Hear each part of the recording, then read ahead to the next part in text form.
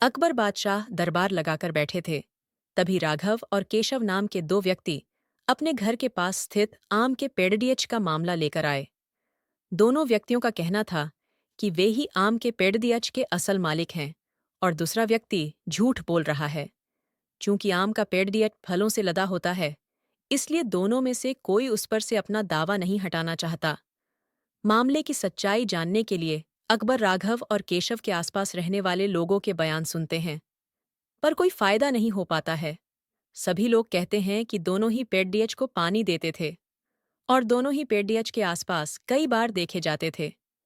पेड़डीएच की निगरानी करने वाले चौकीदार के बयान से भी साफ नहीं हुआ कि पेड़डीए का असली मालिक राघव है कि केशव है, क्योंकि राघव और केशव दोनों ही पेड़डीए की रखवाली करने के लिए चौकीदार को पैसे देते थे। अंत में अकबर थक हार कर अपने चतुर सलाहकार मंत्री बीरबल की सहायता लेते हैं। बीरबल तुरंत ही मामले की जड़डीएच पकड़दीच लेते हैं, पर उन्हें सबूत के साथ मामला साबित करना होता है कि कौन सा पक्ष सही है और कौन सा झूठा। इसलिए वह एक नाटक रचते हैं।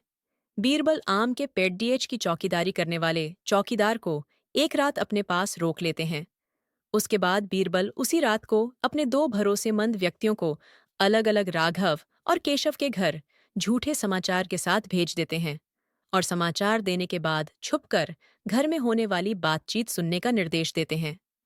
केशव के घर पहुंचा व्यक्ति बताता है कि आम के पेड़ियाच के पास कुछ अज्ञात व्यक्ति पके हुए आम चुराने की फिराक में है। आप जाकर देख लीजिए।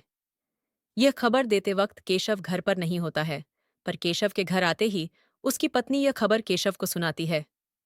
केशव बोलता है, हाँ, हाँ, सुन लिया, अब खाना लगा। वैसे भी बादशाह के दरबार में अभी फैसला होना बाकी है। पता नहीं हमें मिलेगा कि नहीं। और खाली पेट चोरों से लड़ने की ताकत कहाँ से आएगी? वैसे भी चोरों के पास तो आजकल हथियार भी होते हैं।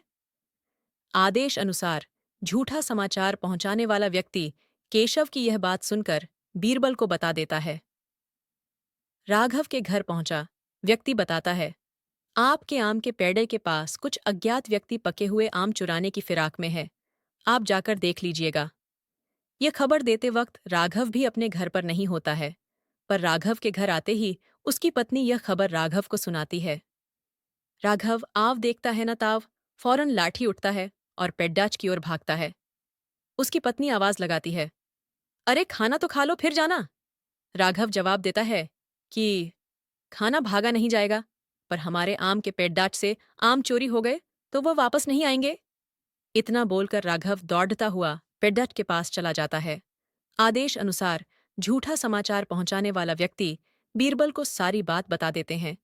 दूसरे दिन अकबर के दरबार में राघव और केशव को बुलाया जाता है और बीरबल रात को किए हुए परीक्षण का वृतांत बादशाह अकबर को सुना देते हैं, जिसमें भेजे गए दोनों व्यक्ति गवाही देते हैं। अकबर राघव को आम के पेड़डीएच का मालिक घोषित करते हैं और केशव को पेड़डीएच पर झूठा दावा करने के लिए कड़ा दंड देते हैं तथा मामले को बुद्धिपूर्वक चतुराई से सुलझाने के लिए बीरबल की प्रशंसा करते हैं। सच ही तो है, जो व्यक्ति परिश्रम करके अपनी किसी वस्तु या संपत्ति का जतन करता है, उसे उसकी परवाह अधिक होती है। मॉरल: ठगी करने वाले व्यक्ति को अंत में दंडित होना पड़े डेचता है, इसलिए कभी किसी को धोखा न दें।